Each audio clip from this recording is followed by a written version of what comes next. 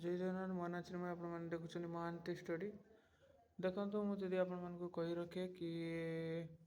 RI ARY अमीन ICDS supervisor आउ जहाँ रहा आपर एसएफएस ए सबूर आपर एग्जाम ऑलरेडी चली आपड़ी एग्जाम दे सारी किसी पिला दे सारी किसी पिला दे सारी ना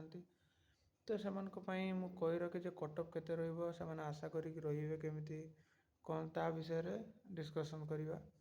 देखु आपण मानकर इनफॉरमेशन अनुसार ये कटअप वीडियो करूचे मोर किसी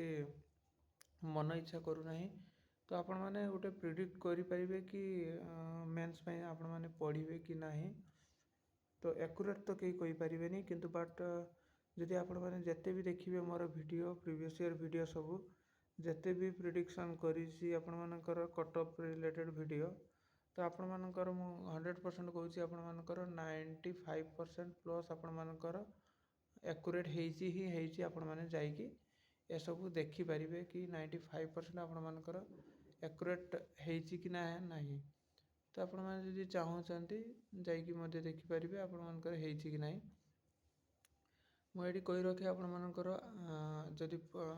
40 ରୁ 50% आपण मानकर 40 ରୁ 50 मार्क भितर के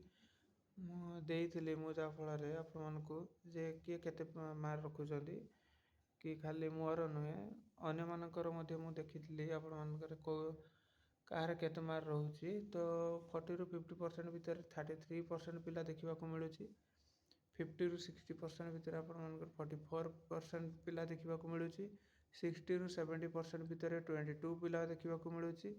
आउ 70 ରୁ अधिक 0% तो एटा 0% नुहे आउ किछि पिला मध्य कमेंट दे नथिबे किंतु देले मध्य आपण मानकर 70 ରୁ अधिक मध्य पिला रखिचंती तो एठी मध्य किछि पिला आसी जिवे किंतु ता बोली नुहे जे 70 ରୁ अधिक ही कटअप जीवो देखंतु गोटे गोटे कैटेगरी अनुसार कहिबा यूआर पई केते जीवो एससीबीसी पई केते जीवो यूआर पई केते जीवो एससीबीसी पई केते जीवो एससी पई केते जीवो एसटी पई केते जीवो आउ वोमेन पई केते जीवो ता मध्य कहबी वोमेन मध्य अलगा जीवो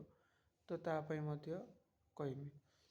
मु एडी कहि रखे आपण मान करू 40 ରୁ 50 जो माने मार रखुचंती तो 40 ରୁ 50 मार जो माने रखुचंती ता बोली कि नुहे जे से माने पाइबेनी 40 ରୁ 50 मध्य मार रखिथिबा पिला मध्य एठी पाइबे देखो 40 ରୁ 50 मार रखुथिबा पिला मध्य एठी पाइबे केते कोन पाइबे ता मध्य डिस्कशन करिबा 40 ରୁ 50 मध्य रखिथिबा पिला पाइबे 50 ରୁ 60 रखिथिबा पिला मध्य पाइबे 60 ରୁ 70 रखिथिबा पिला मध्य पाइबे 70 ରୁ अधिक पिला तो पाइबे ही पाइबे तो एटा केमिति कथा हैला 40 ରୁ 50 मध्य पाइबे ता मध्य मु कहि रखे आपण मानकर देखंतु एससी एसटी रो कटअप यूआर एससीबीसी सहित तो जीवनी कम जीवनी आती तो सेही पिला माने या भितर मध्य अछंती तेणु मु कहि रखे एठी जे आपण माने जदि एससी यूआर कैटेगरी रो बिलोंग्स करूचंती ताले आपण माने मानि नियंतु आपनको 70 ରୁ अधिक पिला तो पाइबे ही पाइबे सुनिश्चित एठी मु कहि रखे यूआर कैटेगरी पिला पाई आपण मानकर 60 ରୁ 70 भितर जदि मार्क रहउची मु एक्यूरेट मार्क कहिमिनी जे आपण मानकर 65 प्लस जीवो देखंतु मु कहबी जे 60 ରୁ 70 भितर जदि आपण मानकर मार्क रहउची आफ्टर नॉर्मलाइजेशन पर ताहा मे बी इंक्रीज हेई पारे तो एटा आपण मानकर देखंतु 60 ରୁ जदि आपण मानकर माने शिफ्टटा टिके कष्ट शिफ्ट थिला आपण मानकर हार्ड शिफ्ट थिला आ 60 ରୁ 70 मार्क भितर आपण मानकर मार्क रहउची आपण माने